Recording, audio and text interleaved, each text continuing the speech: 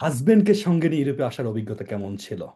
আমরা জানি যে ইরাজমুস মোবিলিটি প্রোগ্রাম স্বাভাবিক একটা বিশাল চ্যালেঞ্জ, বাট আপনি সেটা প্রমাণ করেছেন, ভুল হিসেবে প্রমাণ করেছেন না, আসলে সকল চ্যালেঞ্জেই চ্যালেঞ্জ নেওয়ার ক্ষমতা থাকলে সেটাকে ওভারকাম করা যায়।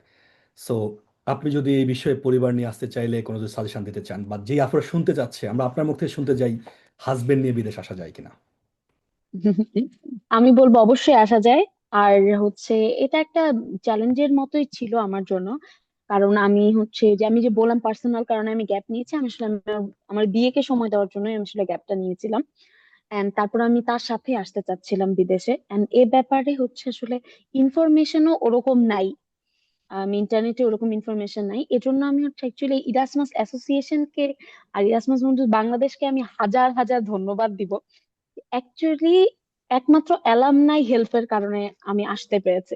আমি পার্সোনালি তাদেরকে নক দিয়েছি যারা আসলে লাইক পাস্টে এনেছে। তো তাদেরকে আমি নক দিয়ে তারা কিভাবে এনেছে, আমি কিভাবে আনতে পারি।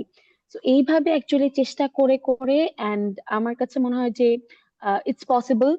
এবং আমি এনেছি, এবং আমি আনার পর হচ্ছে স্পাউস আনার ব্র্যান্ড অ্যাম্বাসাডর হয়ে গিয়েছি আমি। আমি অলমোস্ট প্রতিদিন আহ 10-12টা করে অডিও দেই মানুষকে এই এক টপিকেই কথা বলতে, কারণ আমি জানি আমাকে যদি আমার অ্যালামনাইরা হেল্প না করতো আমি পারতাম না।